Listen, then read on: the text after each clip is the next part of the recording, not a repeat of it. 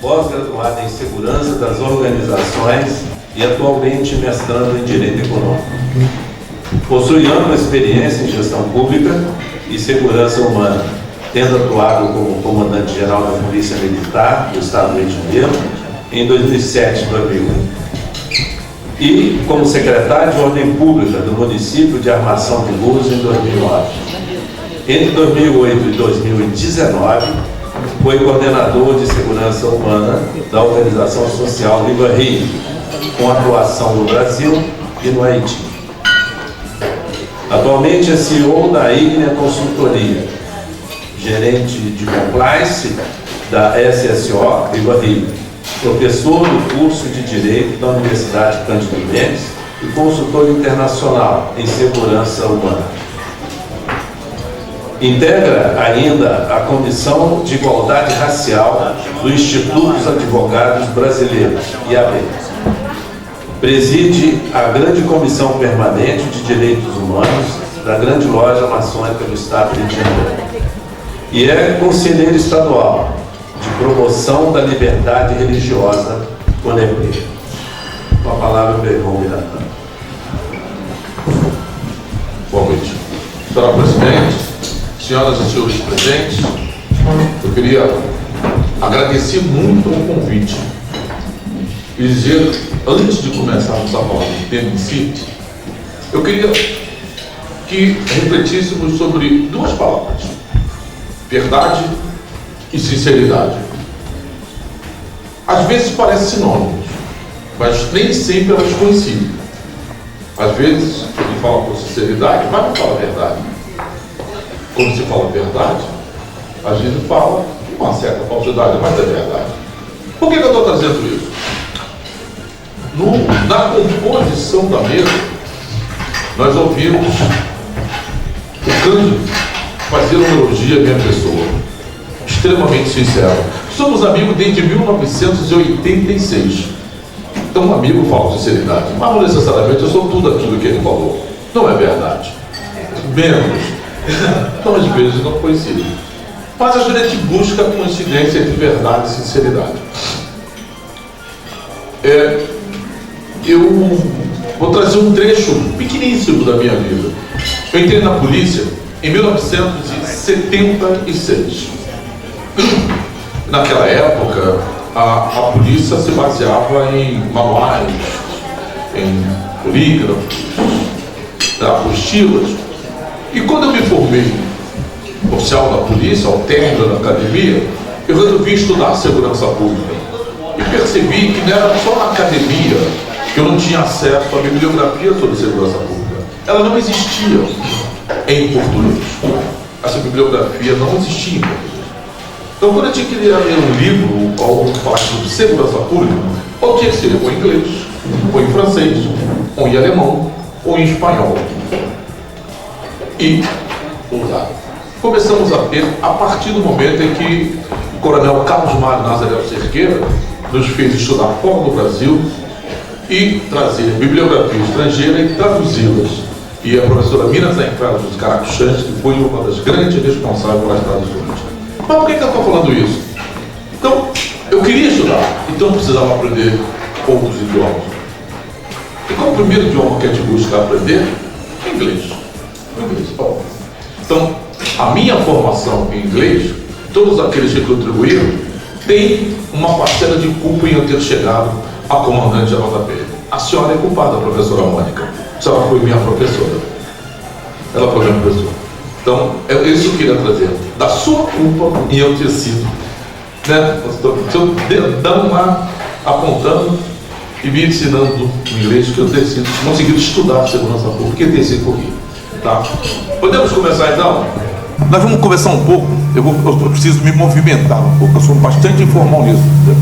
Nós vamos conversar um pouco sobre o tema: ação territorial, negócios ilegais, consequências na segurança e na ordem pública. Eu preparei uma palestra para falar em 10 minutos. A nossa presidente falou para falar em meia hora, eu vou falar meia hora, se ela faz 10 minutos, tá? Então, essa é uma das coisas que nos chama a atenção. Por que essa preocupação? Primeiro vamos pensar. Eu botei ali algumas das ameaças à segurança pública.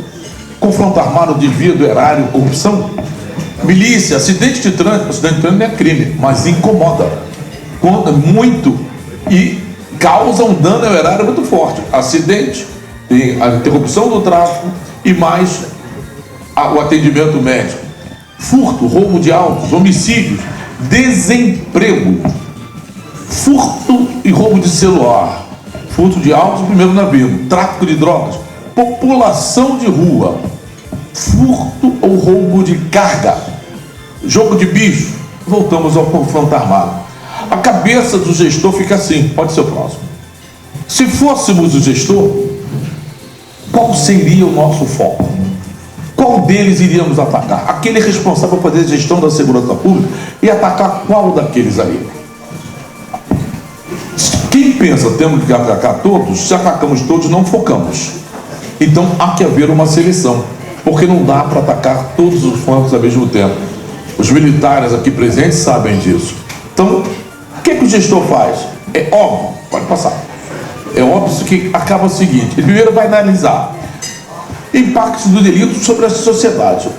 Como que isso interfere na sociedade? Então, primeiro ponto de partida é qual parte da sociedade impactada. Quando nós falamos em acidente de trânsito, nós temos um tipo de pessoa que pode ser acidentada.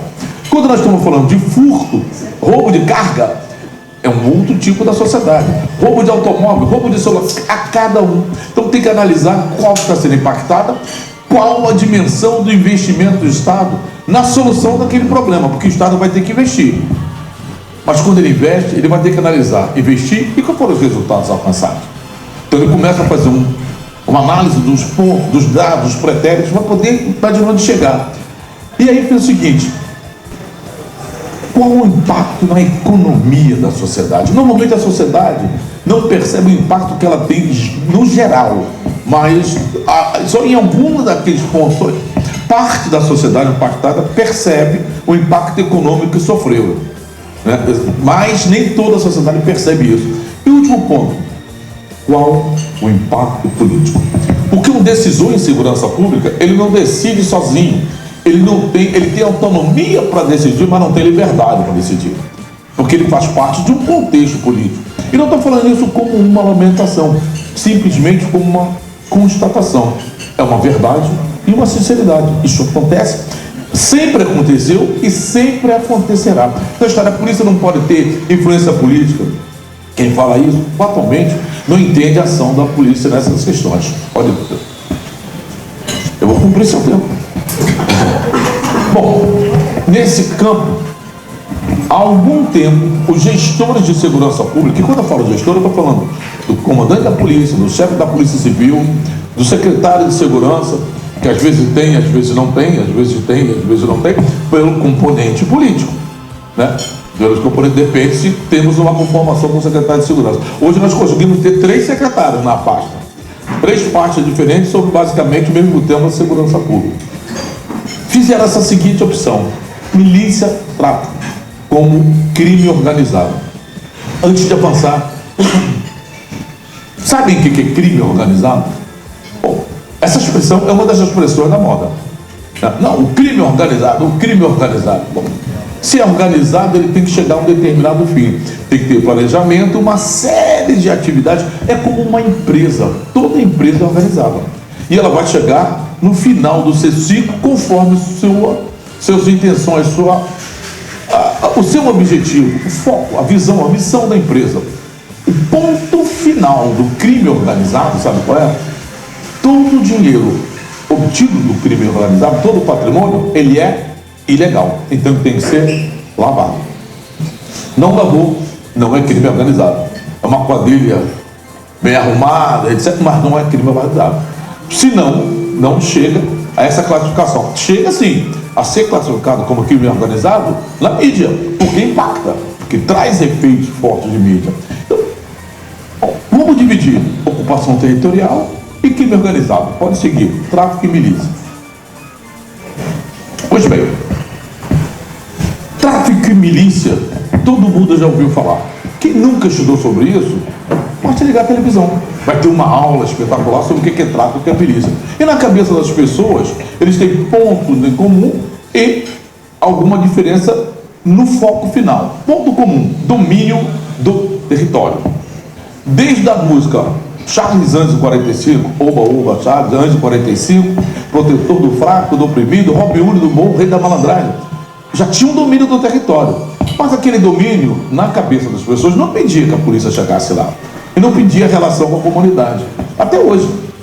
Nós temos que o domínio territorial pelo tráfico é uma característica, porque ele precisa dominar um espaço, ter ali armazenado armas, drogas, etc., seu capital humano, se homiziar da polícia, antigamente, enfrentar os inimigos hoje. Esses inimigos é a facção rival, é também a polícia e é também a milícia. A milícia é uma outra novidade, também ocupando. Ela busca o quê? Negócios no território. Tá? Então, domínio territorial, isolamento perimétrico, ou seja, esse isolamento perimétrico antigamente não era feito visivelmente, não havia cercas, não havia as contenções, não havia aquelas barreiras, né? Para que nós temos hoje um absurdo, temos numa força policial um setor preocupado com dinamitar, reta escavadeira, todo o equipamento de engenharia. Esse absurdo começou em 2007. Eu chamo de absurdo porque começou comigo, temos que ter. É um absurdo não a polícia adquirir, é um absurdo precisar disso. Esse é o absurdo. A crítica não é política. Podem nunca ter entrado, podem não ter, mas todo mundo aqui sabe onde é a favela da Maré. Todo mundo que sabe. Até porque é do lado do aeroporto internacional. A margem dela, de um lado é a Avenida Brasil, do outro lado a linha vermelha. Todo mundo já viu parte da favela da Maré. Tá? Alguém já imaginou qual o transporte público que vai até a Maré? Qual ônibus? Metrô? Trem? Táxi? Pega um táxi aqui, vamos, quero para a Maré. Sai do meu carro. É o que vai ruim, sai do meu carro. Eu tô maluco, senhor? Maluco? Só pode ser maçom mesmo, para poder essa. Não vai. Então, muitos dos serviços públicos, eu não estou falando só do transporte, luz, etc., os concessionários não conseguem adentrar. Lá dentro, serviço público que entra são aqueles três ali: saúde, educação e polícia.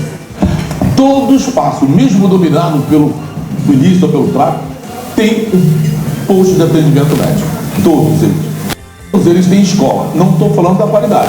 Todos de cima, eles entram.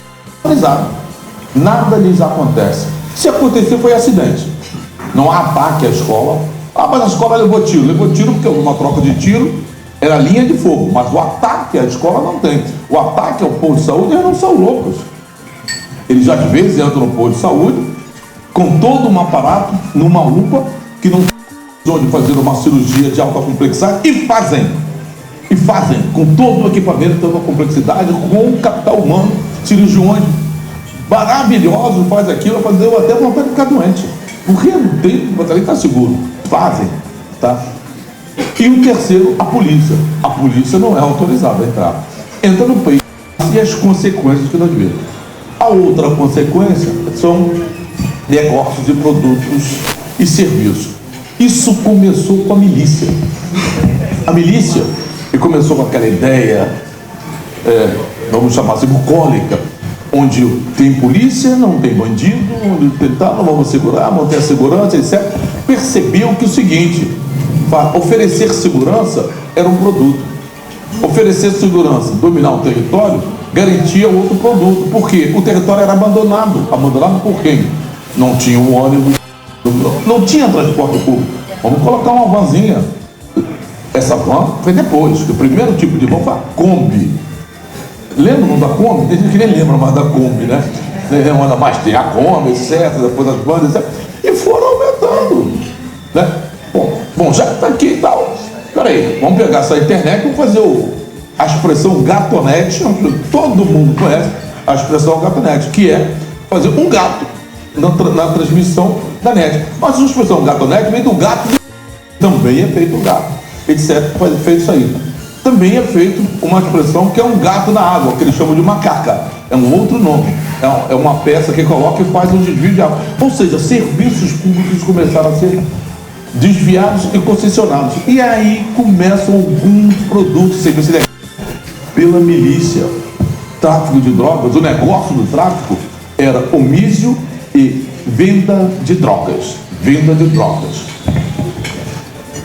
Mas aí vem uma questão estruturante sobre o crime organizado. Pode passar algumas questões. Vamos começar pelo tráfico de drogas. Quando a gente pensa em tráfico de drogas, primeira pergunta que eu falo: bom, se é tráfico, quantas pessoas estão envolvidas no tráfico de drogas?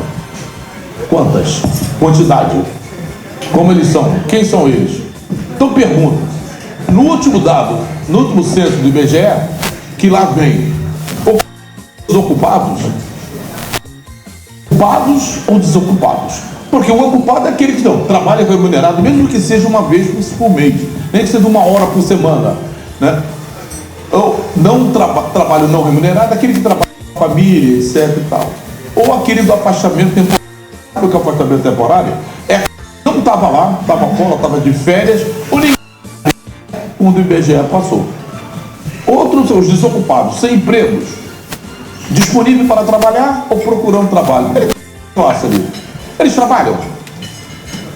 Trabalham. Então são ocupados. Mas não vão aparecer no censo do IBGE. Porque não vão aparecer. Se eles não aparecem no censo do IBGE, é porque eles ficam invisíveis. Invisíveis. Algumas pessoas aqui dentro são médicas. Já tentou tratar de um paciente invisível? Cadê o nosso doutor? Cadê ele? Tratar de um paciente lembrando dele ali, ó, me deu uma aula de história da medicina no Rio de Janeiro. Eu estou impressionado aqui.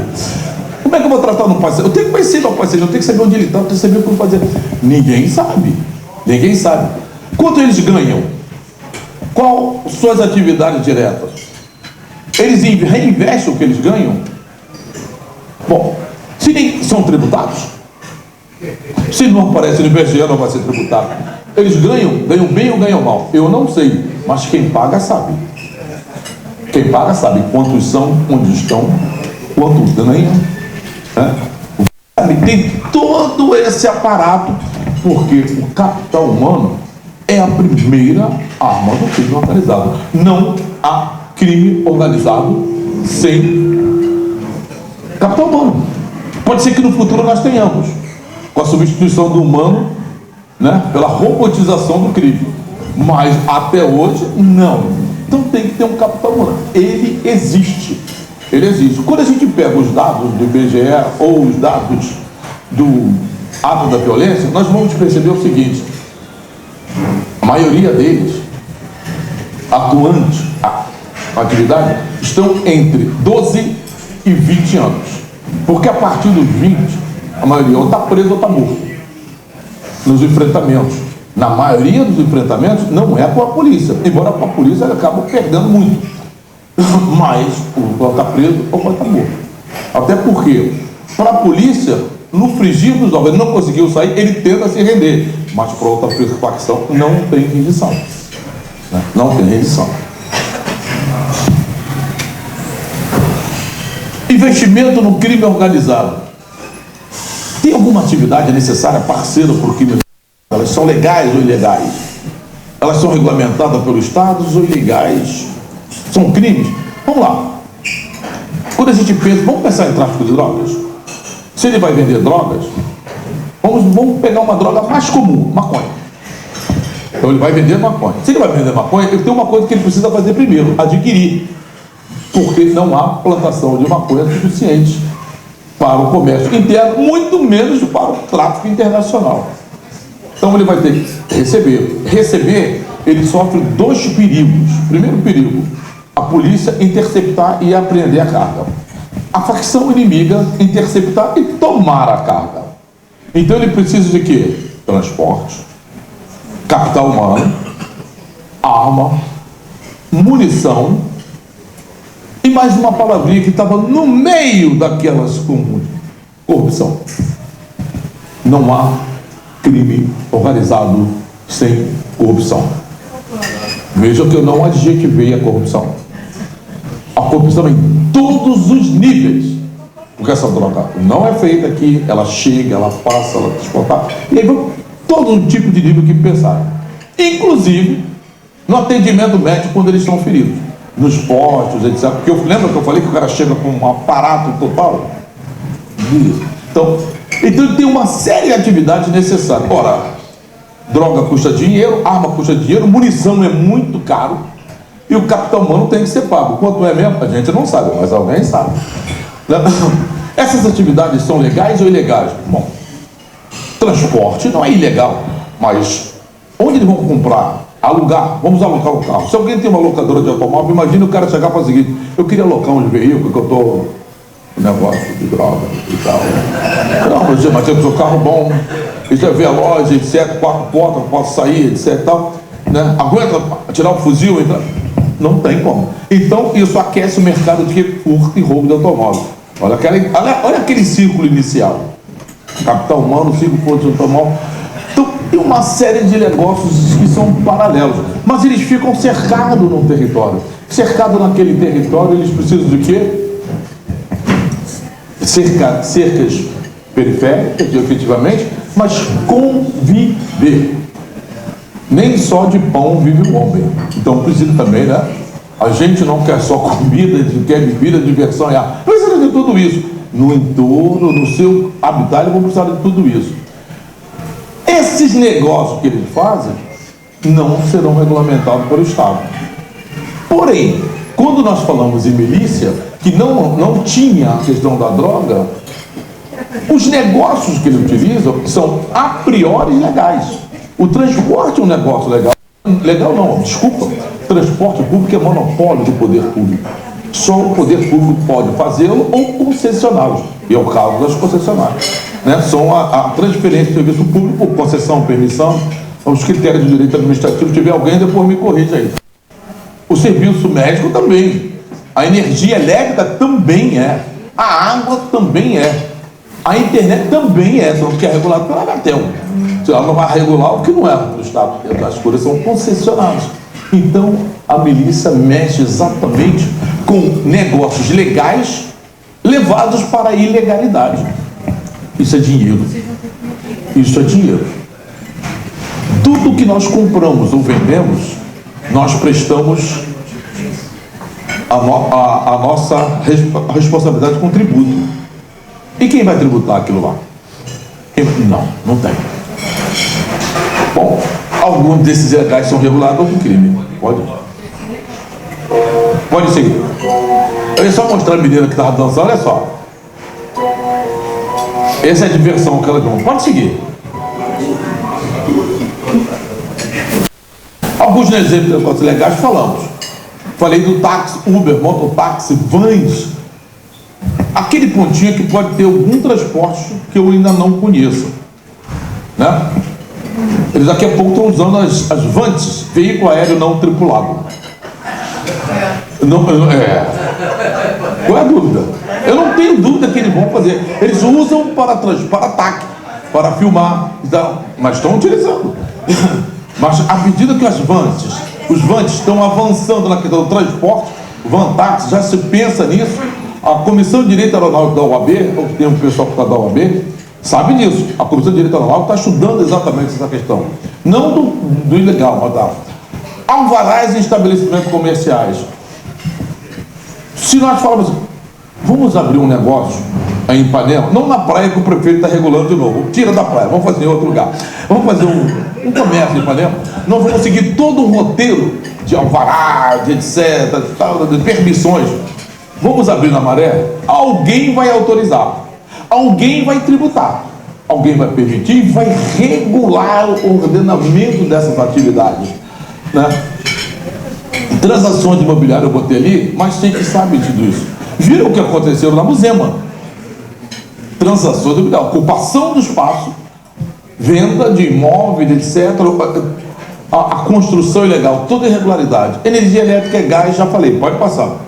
Mas isso aí, a princípio, não eram crimes. Mas olha só, insumos mais baratos, serviço mais barato. Isso é questão da economia do crime. Aí que eu queria trazer dos negócios ilegais. Em alguma dessas favelas, o pão é maravilhoso, muito barato. Qualquer empresário fala assim, não dá lucro, dá, ele não compra farinha, vem do banco de carga. Olha a junção dos dois negócios, né? Vende locação de armas e munição. Quando um amigo meu falou assim, peraí, venda de arma também, locação, então junta com de baixo, locação de capital humano. Algumas das facções já aprenderam com o PCC. O PCC faz isso. Eles emprestam capital humano, arma e vendem a munição para a formatação de ataques. Hoje o Comando Vermelho faz isso também. Apoia aqui, isso e tal. E às vezes, nas imagens trazidas pela polícia, percebe que o cara está lá e está com o fuzil perdido, porque ele não conhece o local. Ele foi alugado. Ele foi alugado. Taxa de segurança. Taxa de segurança para a empresa, no entorno e tal, isso aí. Mas taxa condominial? Calma. Vou dar um exemplo aqui. Alguém conhece, já ouviu falar em Morro do Macaco? Esquece, é condomínio dos macacos. Eu sei, você vê que a senhora ficar assustada. É condomínio. Abre o portão, tem regra para entrar, tem que apagar a luz, tem que vir com o celular do morador. Mas eu falei do macaco por acaso, eu poderia falar de outros lugares, que é a mesma coisa. E tem todo um regramento. Né? A gente olha, a gente reclama do síndico, porque o cara não fechou o portão, não apagou a luz, não apaga lá não, que eu quero ver. O síndico cobra de outra forma, lá o síndico é outro. Internet barata. Lembra a expressão que eu falei que todo mundo conhece? Gatonete? Apaga, acabou o gatonete. Não tem mais gatonete. Sabiam? Sim. A resolução 680 da Anatel, 2017, que ela visando facilitar as pequenas empresas, ela diz o seguinte: até 5.000 clientes não precisam otorgar autorização. Então pega uma comunidade dessa que tem 50.000 pessoas, eu monto 10 empresas, certo? E monto 10 empresas legais. E vou concorrer, vou vender a um preço bom, mas manda as outras transmissoras de sinais, outras operadoras, elas não vão poder ter o que está previsto no artigo 280 da Constituição, livre concorrência. Não pode concorrer, aqui só entra a minha empresa. As minhas empresas, então aqui está minha irmã, minha cunhada, não sei quem e tal. Ou seja, todo mundo é empresário e o pior, o dinheiro é legal. O dinheiro é legal. Lembra do crime organizado? Se esse dinheiro é legal, eu preciso movimentar esse dinheiro. Então, montam-se bancos virtuais. Ou seja, os espaços ocupados que foram abandonados pelo poder público nos longos anos desse Brasil, não estou falando do Rio de Janeiro, e aí praticamente é exatamente isso, nós temos um outro tipo de ordem econômica e social, ordem econômica e financeira. Nós temos outro regulador negociando sem um centavo para o erário, né? Bom, mas peraí, mas o negócio deles não é droga? No comércio regional não chega a 20%. Eu não vou nem dizer, eu sei qual é o percentual. Eu fiz uma entrevista com o secretário de Segurança, ele me deu vários dados. Não chega a 20%. Ou seja, eu já fiz várias entrevistas em televisão e eu costumo dizer, a droga que entra no Rio de Janeiro não cabe no Rio de Janeiro. Quem é da área está entendendo o que eu estou falando. Mais de 80% da droga que entra no Rio de Janeiro é para transbordo, é para o mercado internacional. Essa droga toda que entra não cabe aqui. Não tem consumidor para isso. Nem se tivesse show da Lady Gaga toda semana. Mas não tem. Não tem consumidor para isso. E o mercado internacional paga mais. O mercado interno hoje, menos de 20% do lucro. O resto estão nos negócios ilegais. Ora, não é à toa que cada vez nós vemos o avanço das cercas perimétricas. Eles vão aumentando o espaço e chegando na área, o cara diz, mas aqui não era favela. Aqui não é a favela. Não sei se não é ou não era, mas eles vão avançando aquelas cercas e na inocência de quem não conhece, fala assim, é que eles querem evitar que a polícia entre. Sim, mas querem evitar, pior do que a polícia, é o concorrente. É o concorrente. Então eles cercam, marcam o território e falam, daqui para cá é condomínio. É o nosso condomínio, então existe toda essa trata. O forte mesmo é o tráfico internacional, principalmente que nós temos hoje o quê? Mais de 60% ou 70% do tráfico internacional é via marítima. E o Rio de Janeiro, a área metropolitana do Rio de Janeiro, sempre teve um magnífico porto aqui. Agora tem dois. Tem dois portos. Tem o Porto de Itaguaí e o Porto do Rio de Janeiro. Ligado por uma via, não é o nome daquela via? Que liga, que vai de Itaguaí até aqui. Hã? Arco metropolitano. É porque eu costumo chamar de transilícito. Eu chamo ela de transilícito. Eu esqueço que é arco metropolitano.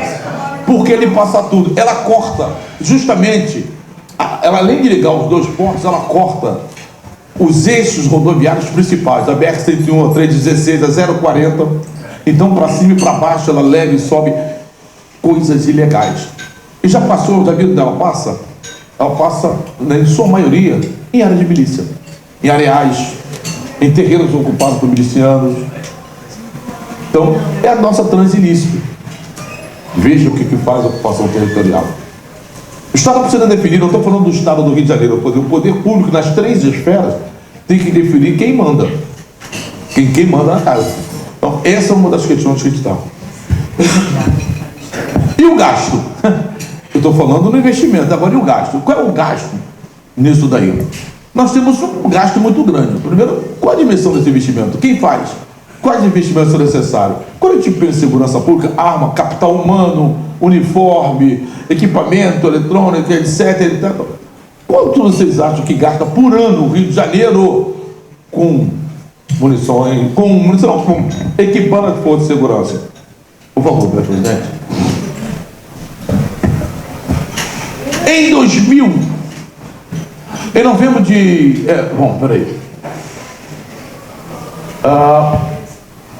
em 2017 para 2020, né, nós temos ali o Rio de Janeiro gastou 1.306 milhões com todo aquele pessoal, Polícia Militar, Polícia Civil, Ministério Público, Defensoria Pública, Tribunal de Justiça, Sistema Penitenciário, que é outro gasto imenso, né? E Sistema Socioeducativo.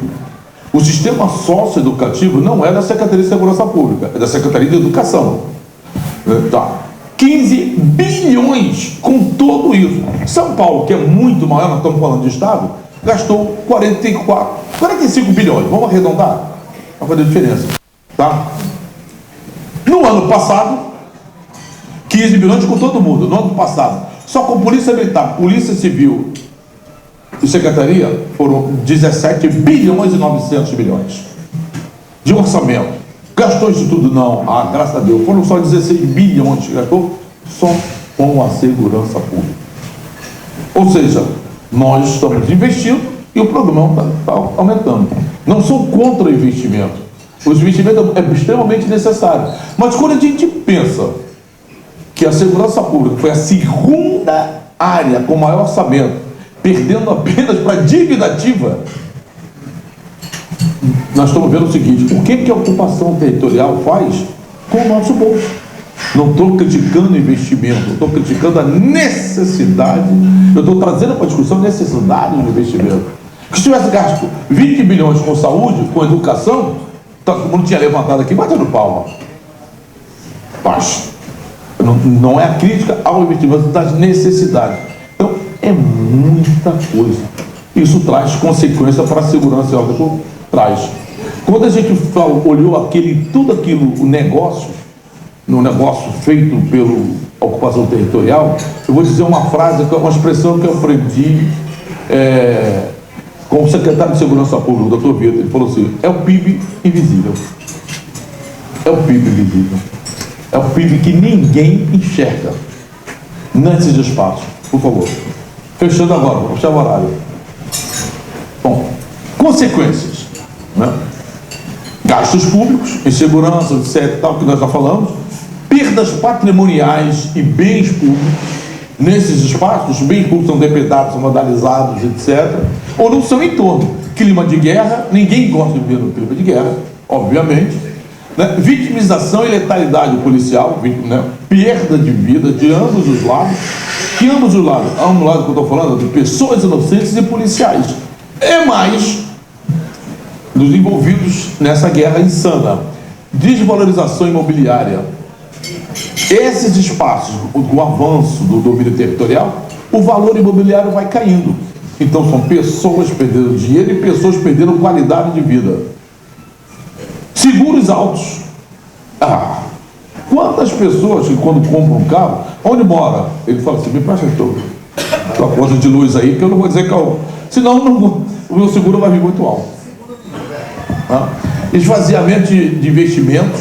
Sim. Quem quer investir nessas áreas? Quem vai querer investir? Medo e insegurança. A expressão área de risco, né? Basta botar no Waze. Eu vou para tal lugar, área de risco. Uber, pede um Uber para algum lugar. Não, ali é área de risco. Imagem turística em risco. A imagem turística do Rio de Janeiro, né? Todo espaço, toda cidade tem uma vocação, né? Agricultura, pecuária, indústrias. A nossa é turismo. Então nós estamos perdendo o nosso patrimônio imaterial que gera efetivamente renda, trabalho e renda. Violação de direitos humanos. Bom, essa é a grande sacada que o secretário fez.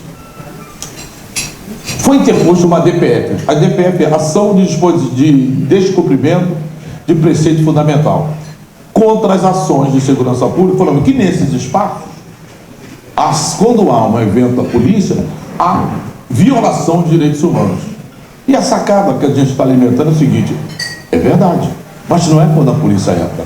Se eu não posso cumprir as minhas obrigações de cidadão, se eu não, pagando meu tributo e recebendo do Estado a contraprestação, se eu tenho que ter um comportamento que não está previsto na Constituição, não está previsto nas leis, se eu tenho que sair de casa, ter um fuzil na minha porta, que não é de um policial, mesmo que seja, porque o meu lado é violento, se ninguém me visita, quando eu quero sair, eu escorrego no óleo, porque eles colocam para o caveirão barreirar, etc. Se o meu carro não passa porque tem barreira perimétrica, se eu sou subjugado, se minha bolsa é revistada quando eu chego em casa, eu tenho que pagar, além de outras coisas que eu prefiro não dizer, nós temos ali efetivamente violações de direitos humanos.